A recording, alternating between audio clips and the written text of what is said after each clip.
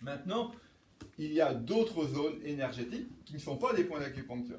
Par contre, le point, donc tous les points, ce que j'appelle tous les points neuroénergétiques, incluent les points d'acupuncture et les autres zones neuroénergétiques qui sont d'autres configurations, d'autres organisations qui fonctionnent pareil. C'est comme si on avait des gros points. Par exemple, imagine, j'ai un stress relationnel avec quelqu'un, puis je suis frustré, ben, je vais avoir une zone peut-être autour du foie qui va s'enrouler comme ça. Ça va être un gros pieu comme ça.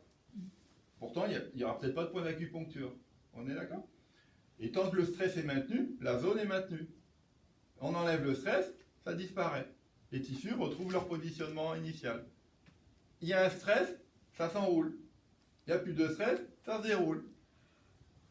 C'est comme ça qu'on repère. Okay, et c'est valable pour un trouble métabolique, un trouble nutritionnel. Comment on regarde la différence entre un organe, et important les ostéopathes là. En ostéopathie, on parle de mobilité et on parle de motilité tissulaire. La mobilité, c'est le mouvement. Par exemple, si je me mets sur le foie, il y a différents mouvements d'axes de mobilité.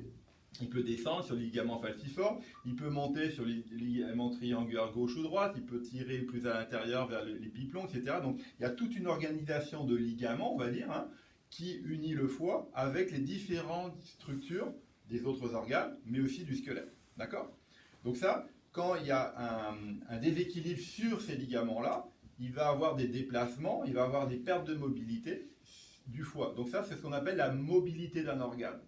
La motilité d'un organe, qu'on renomme en ostéopathie, c'est plutôt le côté rythmique, la vitalité de l'organe lui-même. Si l'organe est affecté parce que sa fonction interne est affectée, il va perdre sa capacité rythmique, sa capacité de respirer, de bouger sur lui-même. Ça n'a rien à voir avec ces éléments périphériques. Bien sûr, une perte de motilité, parce que son mouvement interne va être réduit, il peut entraîner secondairement des tensions périphériques, donc des tensions sur la mobilité.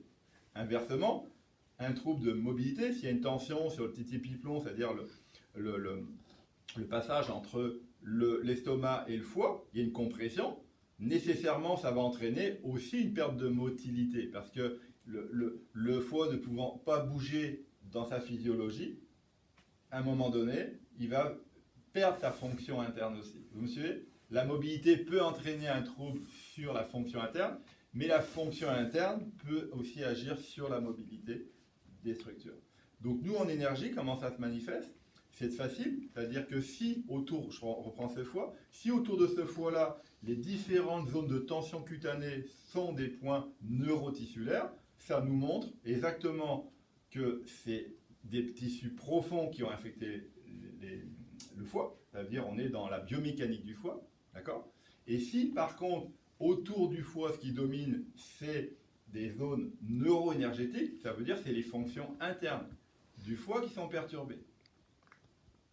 Vous me suivez? Donc j'ai fait des étirements sur toutes les zones cutanées en relation avec la biomécanique du foie, en relation avec l'équilibre tissulaire du foie. Ce qui va rester, si le foie a un dérèglement, ça va être une zone ou plusieurs zones neuroénergétiques qui va se présenter un petit peu comme ça. Ou ça peut être des points d'énergie, des points d'acupuncture dans la loge du foie, on en parlera dans les cours de perfectionnement, où la loge du foie intègre le méridien et toutes les fonctions internes ou les branches secondaires des méridiens. Donc on pourra régler un foie à partir d'un orteil, à partir des points qui contrôlent le foie, mais à distance du foie. D'accord? C'est pour ça qu'à un moment donné, vous tombez sur le gros orteil, vous corrigez l'équilibre du gros orteil, à un moment donné, il y a le mouvement cutané qui vous entraîne sur un point, même si vous ne connaissez pas le point d'acupuncture, si lui il réagit, par exemple, au niveau du gros orteil, le troisième point du foie, par exemple, vous allez avoir une incidence sur l'équilibre tissulaire à l'aplomb de ce point-là, mais vous allez avoir une incidence sur la fonction générale du foie. C'est pour ça que des fois, vous faites un travail sur un pied, puis la personne, vous rétablissez quelque chose interne. Ou, je ne sais pas, vous travaillez sur le poignet, vous travaillez sur le méridien sans le savoir, en libérant le scaphoïde, en libérant différentes tensions sur le poignet. Peut-être la personne va vous dire je me sens mieux sur le poignet, donc j'ai fait de l'équilibre tissulaire, mais sans le savoir, j'ai simulé un point d'acupuncture qui réclamait d'être corrigé et qui était en relation avec le trouble intestinal. Et la personne vous dit, écoute, tu m'as fait du bien l'autre jour au poignet, mais depuis que je t'ai vu, j'ai plus de troubles intestinaux. J'avais du mal à aller à la selle, j'avais des ballonnements, ça allait pas bien.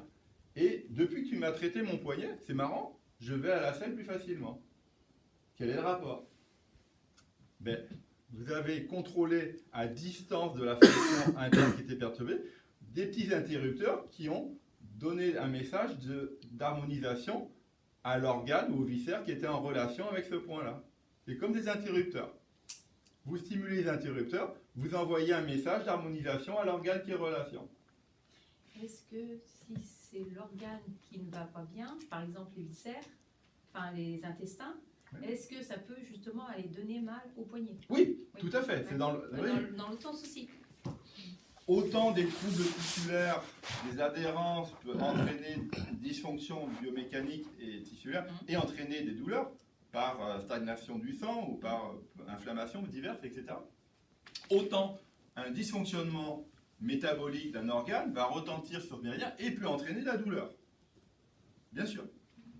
La douleur peut être générée autant par un trouble physique que par un trouble énergétique, métabolique, informationnel. Tout à fait.